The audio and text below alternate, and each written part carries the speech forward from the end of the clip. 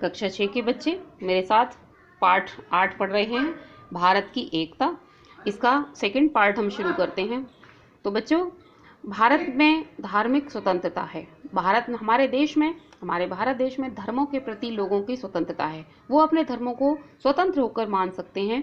भारतीय संविधान में लोगों को अपनी इच्छानुसार धर्म अपनाने की स्वतंत्रता है, और हमारे भारतीय संविधान में ऐसा नहीं है कि वो अपनी इच्छा के अनुसार अपने धर्म को नहीं अपना सकते। उन्हें पूरी स्वतंत्रता है कि वो जिस धर्म को अपनाना चाहें अपना सकते हैं। कोई किसी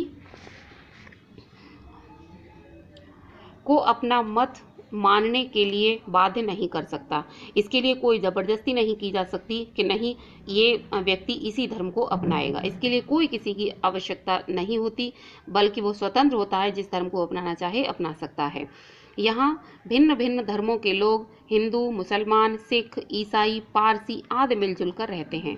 यहाँ अलग अलग धर्मों के लोग हैं, जिनमें हिंदू हैं, मुसलमान हैं, सिख हैं, ईसाई हैं, पारसी लोग हैं, और सभी मिलकर रहते हैं और बिना किसी भेदभाव के देश पर आने वाली विपत्ति का मुकाबला करते हैं।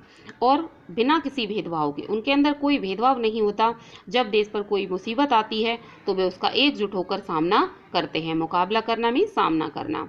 भारत पर किसी के आक्रमण के समय जब सब भारतीय एक हो जाते हैं, और यदि भारत पर कोई दूसरे देश का आक्रमण होता है तो सभी भारतवासी मिलकर एक हो जाते हैं। धर्म का मुख्य उद्देश्य ईश्वर की प्राप्ति है, और जो धार्मिक लोग होते हैं, हर धर्म का उद्देश्य होता है कि उसे ईश्वर को प्राप्त करना है। भारत में प्रचलित विभिन्न धर्म उस सर्वशक्तिमान प्रभु के पास ले जाने का प्रयास करते हैं। प्रचलित माने जो प्रचलन में है, जो चलन में है। तो भारत में जो विभिन्न धर्म के लोग हैं, उनके अनुसार बस उनका केवल एक ही मानना होता है कि वो किस तरह से ईश्वर के नज़दीक पहुँचें, जो सृष्टि का निर्माण और भरण पोषण करता है, और वो प्रभु जो इस पूरे संसार का, पूरी सृष्टि का भरण पोषण करता है। भरण पोषण करना मीन्स उनकी देख रेख करना। सभी धर्म लोगों को नम्रता, दया, सहिष्णुता, कर्तव्यपरायणता आदि गुण सिखाकर उन्हें प्रेम और एकता में रहने का संदेश देते हैं। कोई भी धर्म ऐसा नहीं है जो एक दूसरे के प्रति भड़कावे की भावना को फैलाए, बल्कि सभी धर्मों में आपसी विनम्रता, दया, सहनशीलता, सहिष्णुता में सहनशीलता, कर्तव्यपरायणता के गुण सिखाए जाते हैं, और प्रेम से रहने की और एकता से रहने का संदेश दिया जाता है। कोई धर्म घृणा, अहंकार, स्वार्थ आदि दुर्गुणों की शिक्षा नहीं देता, और कोई भी धर्म ऐसा नहीं है जो किसी बुरे गुणों की शिक्षा दे, जिसमें स्वार्थ हो, घृणा हो और अहंकार हो। ऐसा कोई धर्म नहीं है जो बुरी शिक्षा देता हो। यही कारण है कि भारत में लोग धर्मों के द्वारा एक दूसरे के समीप आते हैं और सुखपूर्वक जीवन व्यतीत करते हैं। और इसका कारण यही है कि देश के लोग एक दूसरे के नज़दीक रहते हैं और अपना जीवन सुख से व्यतीत कर लेते हैं। भारत के विभिन्न भागों में आदि कवि वाल्मीकि की रामायण और वेद व्यास की महाभारत का प्रचार है। भारत के बहुत से भागों में महर्षि वेद व्यास के महाभारत का और आदि कवि वाल्मीकि की रामायण का प्रचार हो रहा है, जिसमें श्री राम और श्री कृष्ण की जीवन गाथाएं घर घर गाई जाती हैं। जिसमें भगवान श्री राम की और श्री कृष्ण भगवान की जीवन की गाथाएं गाई जाती हैं। दशहरा, दीपावली, रक्षाबंधन, होली, बड़ा दिन, ईद आदि त्योहार भारत के कोने कोने में मनाए जाते हैं। इन त्योहारों पर पूरे भारत में अवकाश होता है। सभी त्योहारों को सब भारतवासी मिलकर मनाते हैं।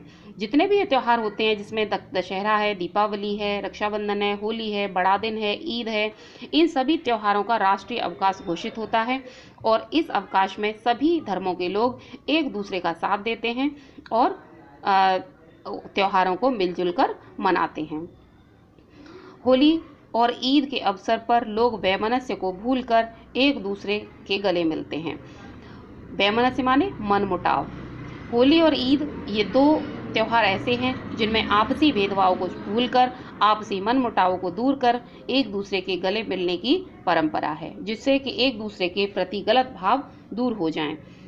राष्ट्रीय त्योहार सब भारतवासी मिलजुल कर हर्षोल्लास से मनाते हैं, और जो राष्ट्र के त्योहार होते हैं उसमें जितने भी भारतवासी हैं सभी मिलजुल कर राष्ट्रीय त्योहार मनाते हैं। राष्ट्रगान भारत के हर विद्यालय एवं राष्ट्रीय संस्थाओं के में आदर के साथ गाया जाता है, जिनमें राष्ट्रगान भारत के हर विद्यालय में या सामाजिक संस्थाएं या राष्ट्रीय संस्थाएं जितनी होती हैं सभी में बड़े ही सम्मान के साथ गाया जाता है। भारत के प्रत्येक वयस्क को बिना किसी धर्म और जाति के भेदभाव के अपना वोट देकर देश के भावी नेता को चुनने का अधिकार है। यहाँ ये कह रहे हैं कि भारत के प्रत्येक वयस्क को, वयस्क माने जो बड़े हो जाते हैं, जो बड़े लोग हैं, उनको बिना किसी धर्म और जाति के सोचे, बिना किसी भेदभाव के सोचे अपना वोट देने का उन्हें पूरा अधिकार है, ताकि वो अपने मन के अनुसार अपनी सरकार को चुन सकें। बच्चों, मैं एक बार फिर आप लोगों को याद दिलाऊंगी कि कोई यदि ऐसे बच्चे हैं जिनकी फीस यदि रह गई है तो कृपया करके जल्दी से अपनी फीस विद्यालय में जमा